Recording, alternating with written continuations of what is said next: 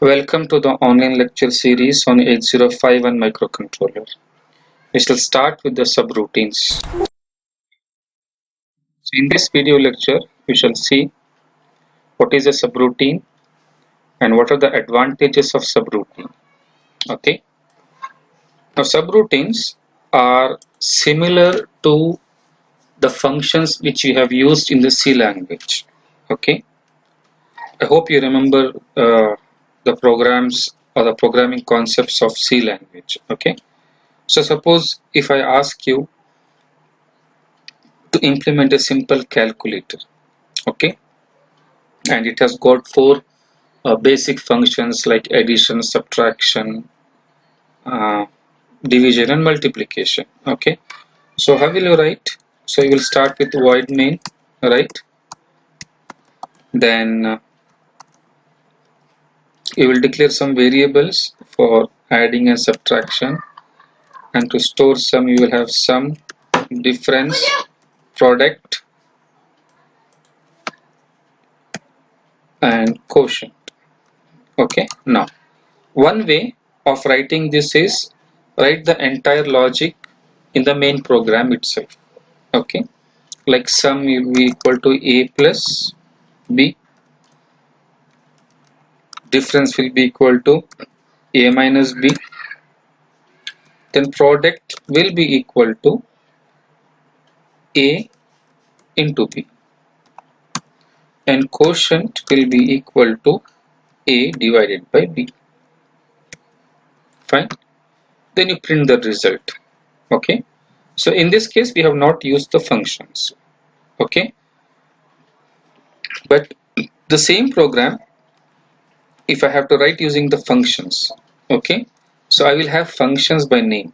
Okay, so sum, so I will have the function add a comma b, so this is my add function.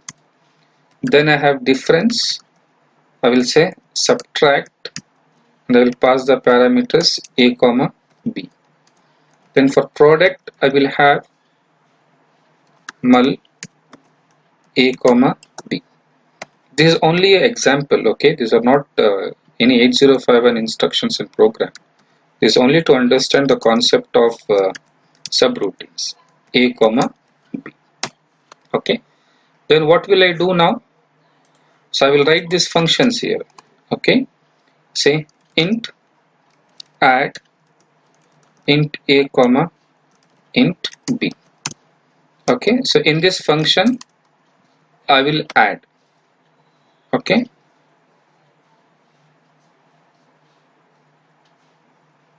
I will declare a variable int sum, and I will say sum is equal to a plus b. Correct. After addition I will return the sum. Correct. Similarly I will write for subtract. Okay, and I will find the difference and I will return the difference. Now what is the advantage of writing programs in this way? The first advantage is it makes the program more modular. Modular means a function contains specific functionality. For example, if I see this, the job of this function is only to add two numbers. The job of this function is to only subtract two numbers. Similarly, you can write for multiplication and division. The second is the code can be debugged easily. Okay, if you have any problem in addition, so you need not go to the subtract function and see what is the problem. If there is a problem in the addition function, you can easily debug in the addition function itself. Correct. And if you have any problem in subtraction, You can only see the subtract function. You did not see the addition function. So the debugging is easier, and the reading of the code is also easier. So this is a very small code. Now imagine if you have 1000 lines of code and you have implemented all the logic in the main function only. Okay, now how difficult it is. That's why the code is broken into small chunks of code. Okay, so in C language we call the chunk of code, okay, as function, and in case of assembly we call it as subroutines. One more advantage is the reusability. Okay, you can call this add function any number of times from anywhere of the main program. So it means you have to write the code once and you can use as number of times as you can. Okay, now how will this execute? So when this function add is called, it will go to this function, execute this function, and it will return back. Similarly about this function. Okay, whatever is the concept of function in C language, the same is the concept of subroutines in case of assembly level language. Okay, now what is the disadvantage is that the disadvantage is only to note it down. Okay, but compared to the advantages, this disadvantage is negligible. The only thing is the additional time you require, because when you write a function you have to go to that function and you have to come back again after executing that function. So this extra time overhead, okay, you have to bear. That's the only disadvantage of a function. Okay, now why did I discuss this in C languages? Because you are familiar with C language. So whatever is the concept of the function, the same is the concept of the subroutine. Okay, now let us see how to write subroutines, or what is a subroutine in C language. Subroutine in 8051 is written using two instructions: a call, absolute call, and return instruction. Okay, let me quickly write some small program org0h. Okay, then say move a comma hash 20h, move r0 comma hash 30h, and I will call a subroutine now. Okay, a call. Okay, let me call a subroutine as add. Okay, now since add is a keyword, I will write add1. Okay, now one more thing you have to remember is, okay, let me first delete it. So you know how normally we write the assembly code. Okay, the last two instructions are always, the last one is the infinite loop and end. Okay, so the subroutine is called anywhere in the main program.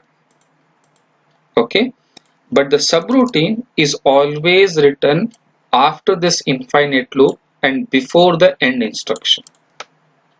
Okay, so you are calling the subroutine. Okay, but where will you write the subroutine? You will write the subroutine only after this add 1, and you write whatever the instructions you want. So I will say add a comma r0. Fine, add a comma r0.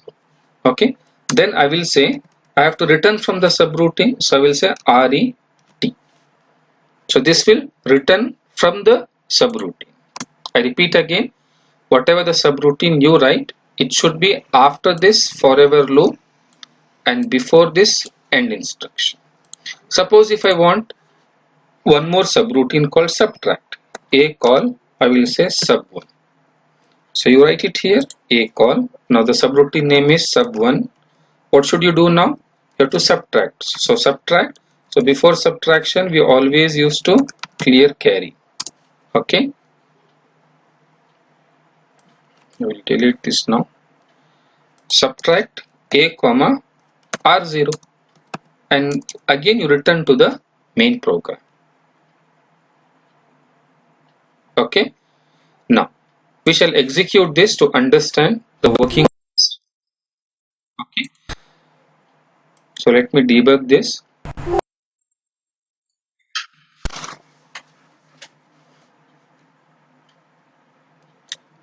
Now see here, accumulator has 20h, r0 has 30h. So this is a subroutine similar to a function call in C language. So when you call this, it will branch to this branching address. Okay, subroutine address. We don't call this as branching address now, we call it as a subroutine address, and this is the subroutine. The last instruction in any subroutine is the return instruction. Okay, if you don't write this, then it will never return. Okay, now if I execute, it will come to add one. Okay, it will add the contents, and once you execute the return instruction, it will go back to the main function. Okay, followed by the call instruction. Okay, so it has done its job and it has gone back. Okay, again if you call subtract 1, it has come, it will execute this subroutine and it will go back. Okay, so in detail I will discuss again what is the difference between a normal branching and a subroutine instruction, but this is to show you what exactly is subroutine and what are the advantages of subroutine. Okay, thank you.